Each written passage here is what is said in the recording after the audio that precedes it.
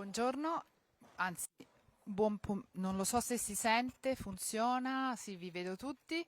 Buongiorno e benvenuti alla conferenza stampa di DogMan. Prima di cominciare vi presento gli ospiti al tavolo, cominciando dai produttori Steve Rabineau e Virginie Besson-Sil.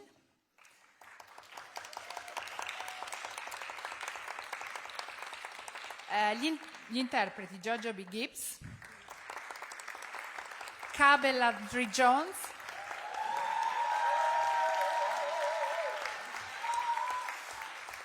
e lo sceneggiatore e regista Luc Besson.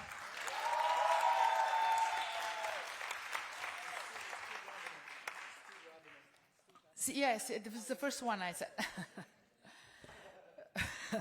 Allora, so che ci sono molte domande, vorrei soltanto introdurre con una breve domanda per Luc Besson.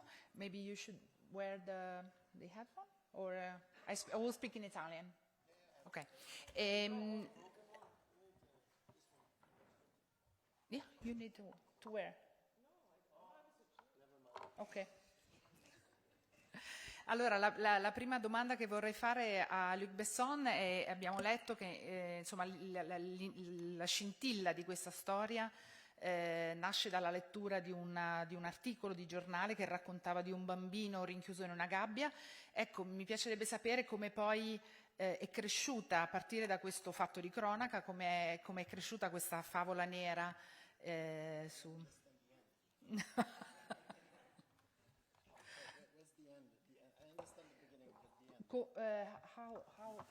How you go from the chronicle article to the story? In fact, I'm writing since The mic, the both. I'm not used to mechanical stuff.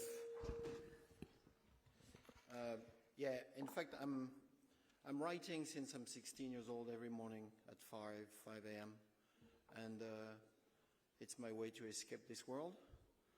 And when I read this article, I just figure what kind of life this boy can have after that when you cut your roots like this and your parents throw you in a cage. What do you became? Or you became a terrorist or Mother Teresa, or what can you become? And I just try to imagine his life, in fact, and that's it. I just try to imagine. Hi, congratulations. What a fantastic movie. What a great surprise here.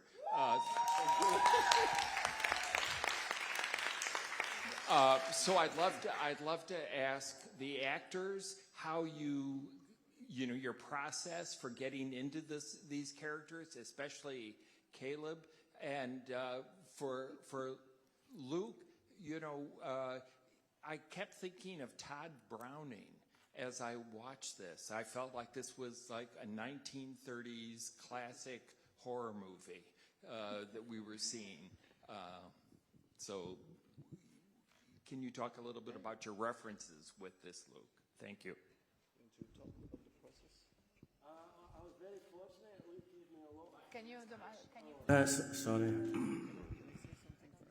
Just for you to know, he's working on the character in Scotland, so it's not his normal voice, but he needs to stay in character. And so if you don't understand so much the accent, it's brilliant accent, but It will be better in the film.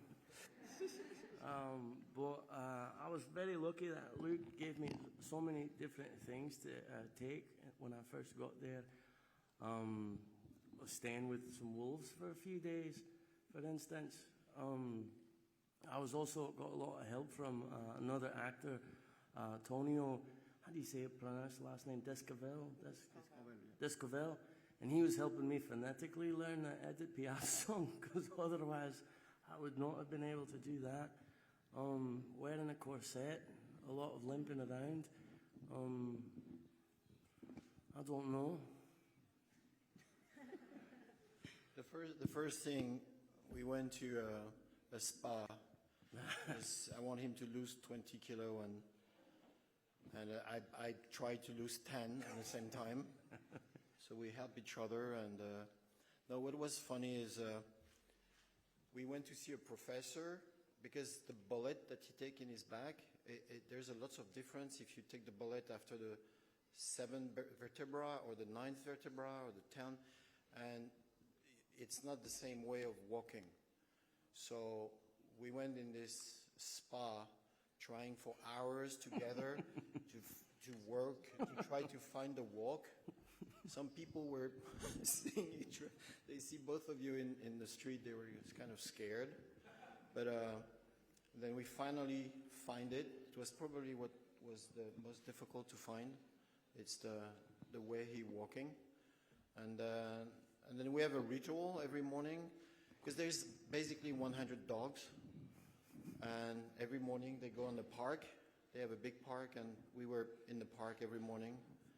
You lay on the floor. They kill you in 10 minutes. You're like full of mud. But I think it helps us, like on the set, after the dogs knew him and knew me, and that helps a lot. It was just the time, in fact. And our 9 trainers that we had. The what? And our 9 trainers that we had. Yeah. And what about the cinematographic reference you were asking also, right? The reference, yeah, I'm not a very, I'm not a specialist of cinema. I'm not a big, you know, my stepdad doesn't have TV at home. So the first time I did my first film, The Last Combat, the first critic, they mentioned 3 films as a reference. So I went to the video club to rent it. And I still don't understand why. But so I think it's in conscience, you know. But I think in fact you're more inspired by the people around you, the people you love, about the trees, about the weather. You know, it's a better inspiration. People in the street walking are amazing. You know, you try to imagine the life of each of them. And that's a better food than film himself, because film is already digested by a director, and I love to be invited at the table and eat what he prepped for us, but it's generally not my inspiration. I'm just like fascinated by their movies, but it's usually not my inspiration. Was also for, about Yes. your approach to Approach? the character. I think the most important part was just knowing the lines, and then, you know, Luc did such an incredible job of directing me, and through the scenes and the writing, it made it so clear what he would, to me, what he was looking for. So, yeah, the hardest part was working with the baby, I would say. He was not feeling me. So that was probably, Luc said, I've never seen you so nervous. I was like, well, the baby doesn't like me. But that was, being a mother was probably the most difficult character to get into. Can I say a little thing about the work? Mm-hmm. We try something, because Jojo arrived at the end of the shooting, and everything is in the room, you know, together. So I rehearse with him, I rehearse with her, and we try to put Caleb in the jail, and she never met Caleb before. And I put 3 cameras, and I say, okay, you get in. So he doesn't even know how he's dressed. And I said, let's try what happened. So I have this take where the 3 camera, and she's coming, she never see him, and they knew their line by heart, and they did the entire scene, you know, just like one first row, to see her expression when he sees her, when she sees him, and at the end, it was a long take, like 6 minutes, and I say cut, and they say, hi, my name is Jojo, my name is Caleb. And we try, and in the first scene, half of it is this first take. Yeah. So I'm glad we try it. I think it was pretty effective. Prego. Hi, Scott Williams, Cinema Magazine. First of all, I start with Caleb. It was heartbreaking to watch this character evolve, because We see the damage that can happen to a child when there's abuse and the after effect that comes through. Can you talk a little bit about, I mean, you obviously weren't playing the character as a child. Were you able to watch some of the things that went through to help inform you of where you had to go and do that? And talk about the quietness of your performance, I thought was just beautiful. And then Luc, if you could just address real quick, the audition process for the dogs. How did you decide which one was going to get what part? So Caleb. Actually, it was the other way around. I think the kids was watching stuff. Luc was showing stuff from what we'd shot already, because the boy was shot at the end. And then we also mixed a bit of my voice, correct? It's your voice. Is my voice kind of pitched up or something like that? In the kid's mouth, I guess. But as far as trauma and all that, I wouldn't know where to begin exactly, except I wouldn't know where to begin with all that. But what about the stillness of your performance? I mean, can you talk about as an actor, because sometimes people want to be very exaggerated, and yet you were so... It was a great compliment. Got to have dinner with Walter Hill, we did, and he said it was a very controlled performance, and he's a fan of controlled performances, and that meant a lot, because never sure what I'm doing exactly, but I knew he was happy, and that made me happy. Yeah, the dogs. It was a long process, a couple of months. So in the movie, we have 3 American stars, okay, who come with their own dresser. You know, they have the thing. The trainers, sorry. And they have their own trailer. And the rest is une meute. I don't know how you say that in English. A group. The group take 4 months to do, because some of them doesn't fit together after a week, so we have to change, and so it takes like 2-3 months to get a solid 65, 70 dogs who spend their time together, and in fact, there's things that you teach them, but after a while, you have to be able to follow them. You know that this one liked this one, so if I put this one here, he will cross the room and go to the other one. So you try to understand, how it's worked. What was complicated is the star, as usual, doesn't talk to the other one. They were very like, who's this guy? And we have one French star. His name is DogMan, the Doberman, the one who is like this. He's never with the other. And he comes specifically, he has one day of shooting for him. But he was very cute. My favorite is one like 80 kilo. It's just like come over you and like lick you everywhere, and you destroy for the day, but that's okay.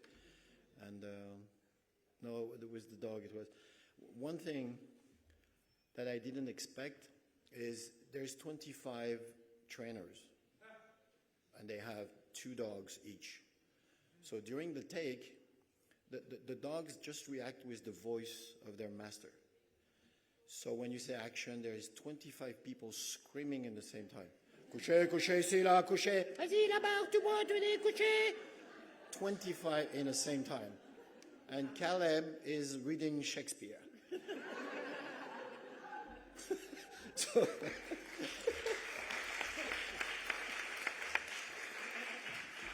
but you get used to it, and the trainer has to hide everywhere. So every time you see an armchair or a table, there's a trainer under it. They were on the roof, on ladder. So you just get used to it. That's it. But it takes a week. Yeah, thank you. C'era una domanda lì?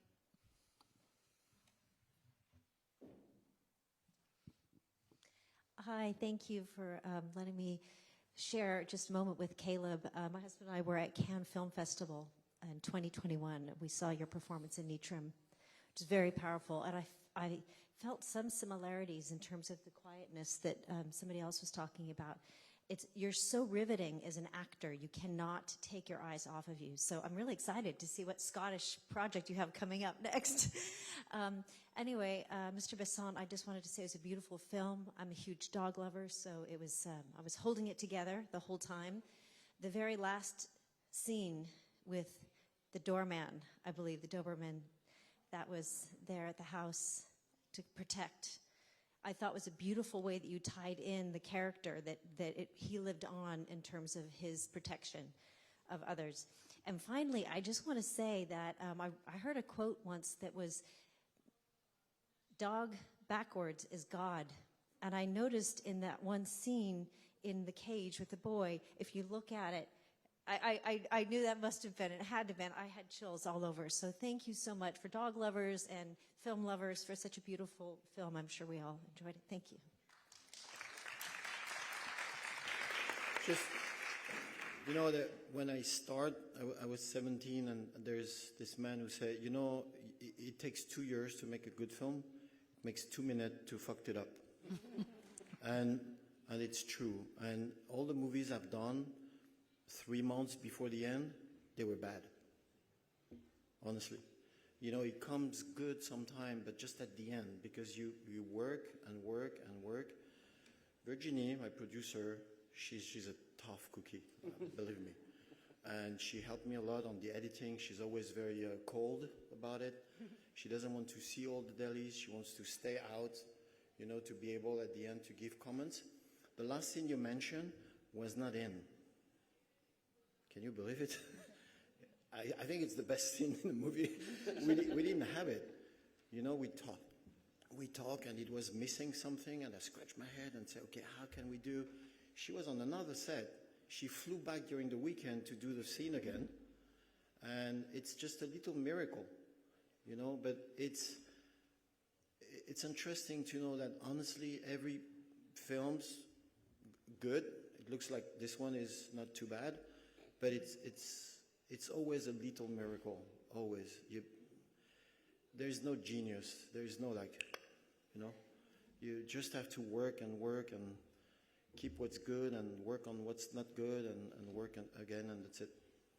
And I have a team of workers, incredible, and I'm so thankful to have you guys, you. And now I'm going to cry, so I stop.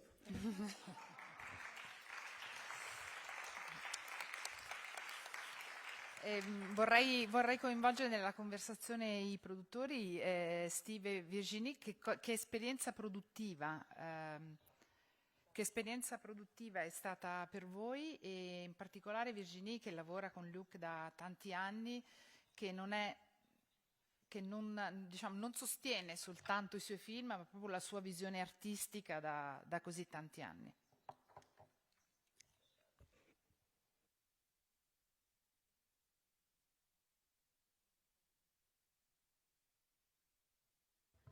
I didn't hear the beginning of the question, I'm sorry.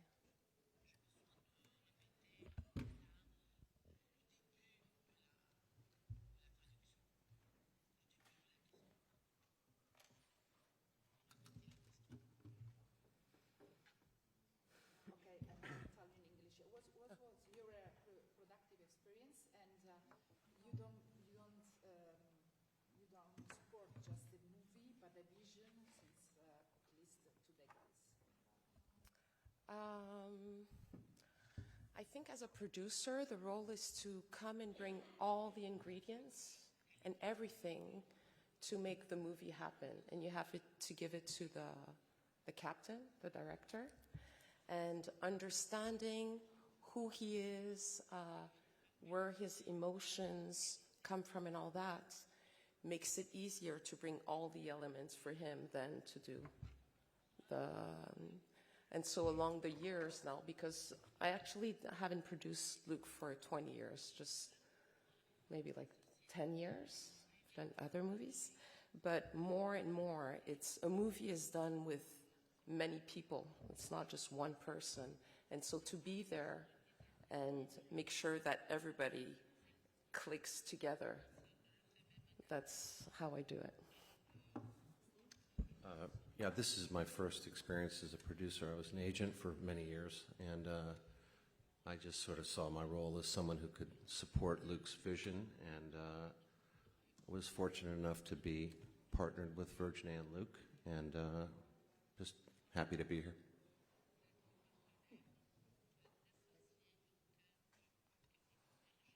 Ciao, Taxi Drivers.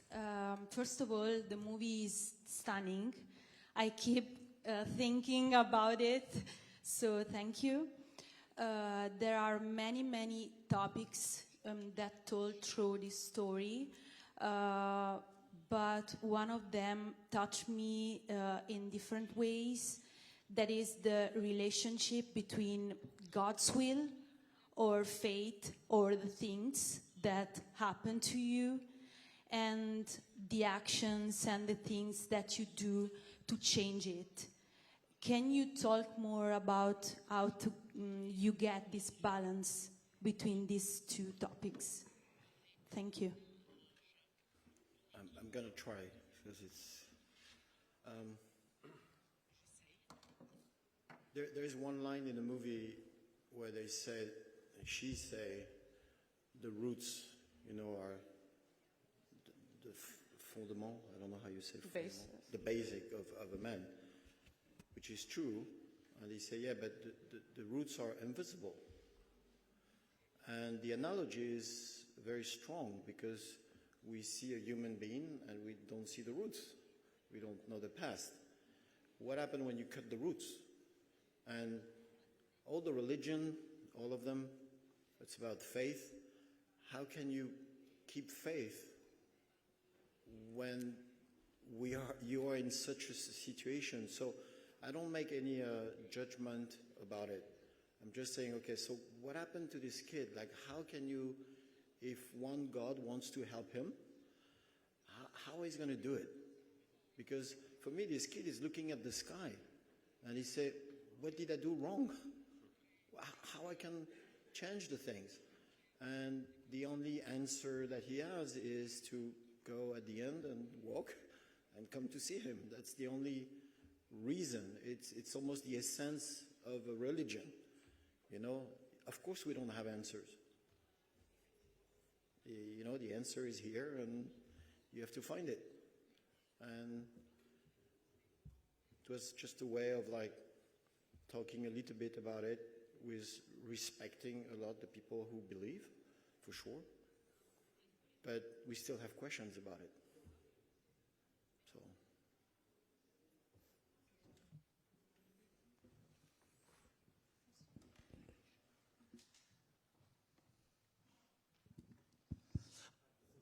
This is Matic Majcen from the daily newspaper Večer in Slovenia. I have a question for Caleb. Caleb, you're known for playing very diverse characters, but you're also known for making music. So I'd like to ask you if acting and music are part of the same universe, where you can live out very different made-up characters, or is that more of a vehicle where you can express your true self? Thank you. More or less.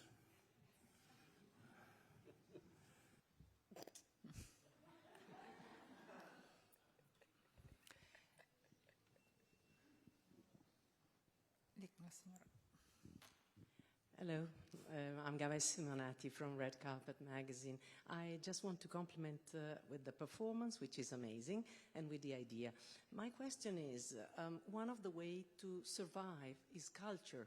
What comes out to me, what I perceived, is through book, through theater, through the beauty of the knowledge. I just wanted to know how came the idea, or if it was part of the story of this guy that then evolved himself into something that can relieve the suffering.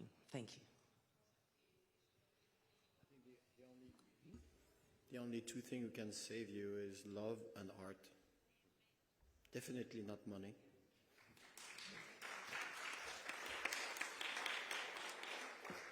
When you have both, you're lucky. When you have love and art. And those. Hello, thank you so much, everyone here. I'm still so impressed by the film. I still can't stop crying. I'm so oversensitive. As a young director, I'm super inspired by your film and this press conference because it also gives a very deep insight into this story. Don't cry. Hold it. Yeah, I will try. Yeah, so I'm so curious. Can you please share your director's preparation, like your method, or like some insight of this side? It would be very precious for me. Thank you so much. First, I wrote the script very. If there's one thing that I'm very, very proud is my freedom. And as I said, I woke on the morning, wake up and start to write, and no one can stop me to write whatever I want.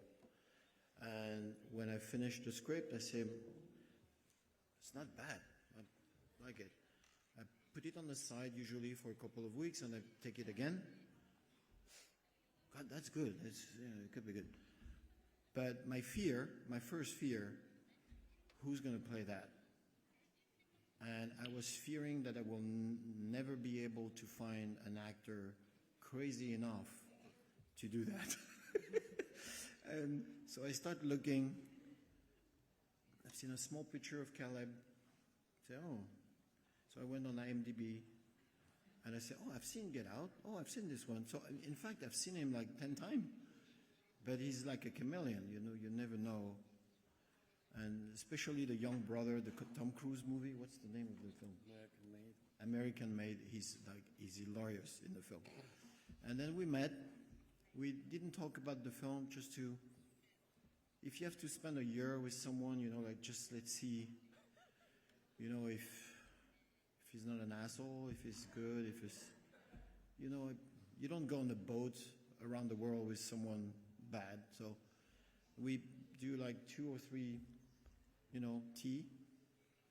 And then after I say, do you like animals? And then the preparation, in fact, is impossible without him. And he was nice enough to connect with me, and then we do it together.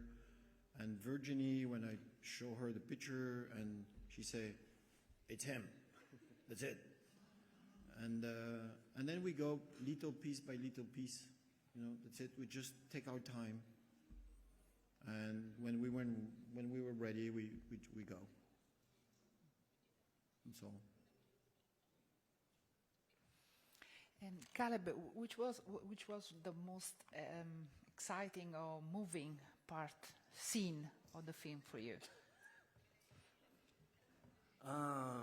When you turn around and there's 35 dogs looking at you, you know, it's quite something. So maybe baking that cake was quite surreal. Just to turn around and they're all, you know, looking at you.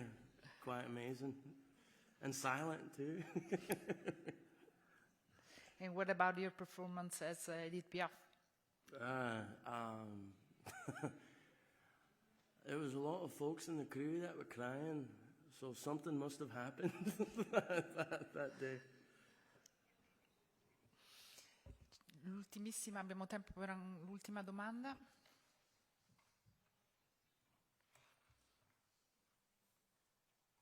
You had just mentioned... I'm sorry, just for Edith Piaf, we also plan to do the scene not right away. So we wait, we push a little bit for him to be ready to do it, because he doesn't speak French, and it's a really hard thing. And after the shooting of the scene, I said, when did you feel that you were ready? He said, this morning. Like. I was going to follow up on that, because you're also doing Dietrich on stage, and then you're Marilyn Monroe in an extended time where we never really get to see you do Monroe. Can you talk a little bit about inhabiting these legendary women as part of, you know, what he's going through, how he expresses himself this way? Well, I mean, for Douglas, it's an escape. It's a way of getting to be free. So I'd watch a bit more, probably Edith Piaf. I'd probably watch her more, just because that needed to be.